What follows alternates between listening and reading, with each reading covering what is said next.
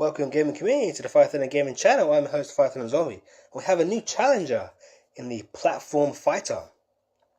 A developer by the name of Matt Freechild and his development studio Wavedash are looking to topple Smash Bros off its lofty perch with their new game Icon Combat Arena. It was unveiled this year at EVO 2017. It got mixed reviews for what I've seen of it. Looking at the video myself, it's interesting. I'll go through the pros that I've seen and then I'll go through the cons. As a platform fighter goes, it's got everything it needs. The level design is identical to Smash Bros. For the maps that they've shown, which is fine. There's nothing wrong with that. You know, if you look at Street Fighter and Guilty Gear, the level design is exactly the same as well, just a flat plane, which is cool. It's fine. Nothing wrong with that. Characters are good. They animate well. Everything looks cool. He's saying that they're going to be able to use a controller, any controller, just plug it in and play. It's always a good thing. Unfortunately, that's pretty much where the good thing stops. I'm thankful for someone coming in and trying to challenge Smash Bros. Because it just forces Nintendo to pick up their game even more. Nothing wrong with that. Competition is always good for the industry. But that is it. Unfortunately, that is where the good points stop, in my opinion. So challenge is good. It looks good. But will it work? I don't know. And here's where I come to some of the bad points. I mean, I haven't played the game, so I can only go on what I've seen and what I've read. I've emailed to see if I can get a code to play some. I will keep you informed. But unfortunately, there are a few bad points. The characters, as much as they look cool, they don't look very memorable. You'll see in the background right now, I'll just play the trailer for you over and over again. The characters are cool, they're not very memorable. It's one of the things that Nintendo and Smash Bros. Has done really well. Because they are iconic Smash Bros. And Nintendo characters, Smash Bros. Has that feel to it, that look to it. You know, you see a Smash Bros., you recognize every character there pretty much. Which, unfortunately, it's a new game, so, you know, people have to get accustomed to the icon characters, shall we say. But just looking at them in the trailer, they're not memorable. So they may have a struggle there. The other thing is, for what I've seen, it looks slow. It does look slower than Melee. They have stated, or Matt Freechild, I say, has stated that he was inspired by Smash Bros. Melee in the first place to make this game. And for it looking slow, I mean, they haven't got any analytical tools to compare properly. But I've watched the trailer over and over again, and I've watched the Smash Bros. Gameplay as well, and to my eyes, it looks slower. Not a lot slower, more like the Wii version of Smash Bros., which is still a solid game, but it does look slower than Melee. And Melee is still held up as the best for Smash Bros. It's still done in the tournaments. There's a massive following. No one is letting that game die. So, unfortunately for his game, looking slow, admittedly, as I said on trailer, looking slower, not the best start. And there's a very, very big thing, unfortunately. It's going to be free to play. Now, there is a pro to con to free and play. Free to play means that it's a low barrier to entry. Anyone can jump in, which is great. Unfortunately, right now it's only on PC. Once again, that's another con. As much as PC is awesome, only being on PC kind of limits your range, which is not good. If free to play, if you can get it on Xbox One, you can get it on PlayStation, hell, you can probably even get it on Nintendo Switch. That'd be awesome. That'll just increase the amount of players that can play it, and then maybe you can knock Smash Bros. Off the perch. Who knows? But being limited to PC only, I know Smash Bros. Is limited to Nintendo consoles only, but they've been around a long time. This is a fresh, brand new game. You have to build an install base, and not so sure. But it's been free to play. That is the main thing. Now, depending on how they develop it, they haven't said yet. Free to play is normally bad in my eyes for one very big reason. It's unbalanced. That's the whole point of free to play games. Okay, games are not free. They're not free to make, and they have to make their money back somewhere. What they do with free to play normally is that they will off balance the mechanics, so you are more inclined to buy. So say a normal game, you buy your I don't know, Final Fantasy, for example, you buy it, and then you kill an enemy, you get 100 XP. Wicked, awesome. Keep going along. That rate kind of stays 100 XP all the way through, right? And that XP you level up, say it takes 1,000, you'll get there in no time at all. what normally happens with free-to-play games is they offset that.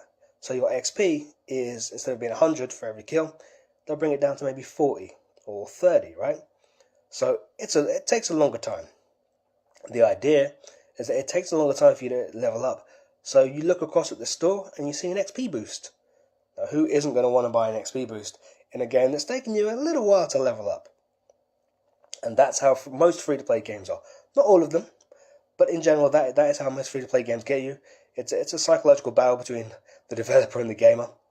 And personally, I hate free-to-play games, and that's the reason why I feel that the whole game is unbalanced. Now, for a fighter to be free-to-play, a proper platform fight like this is, you can't have anything unbalanced in the gameplay at all in the slightest. It doesn't work like that.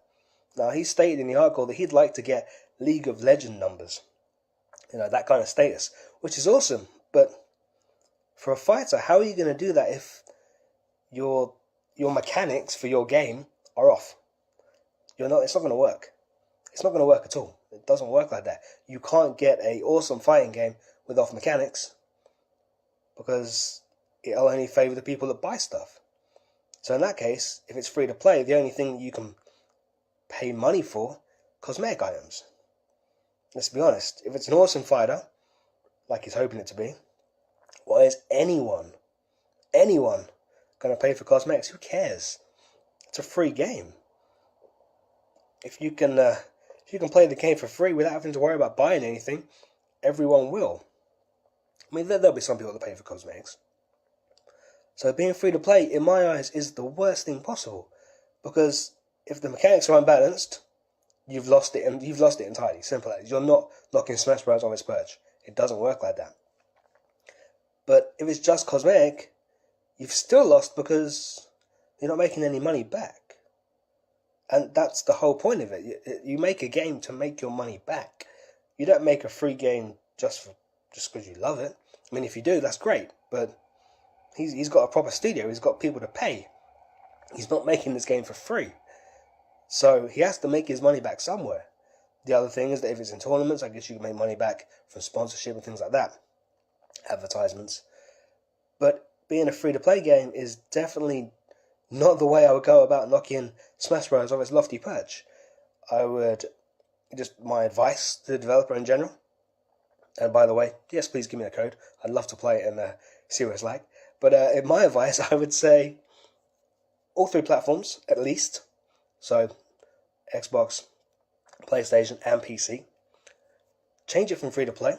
Maybe make it £10, £15, $15, 15 euros. A lower price.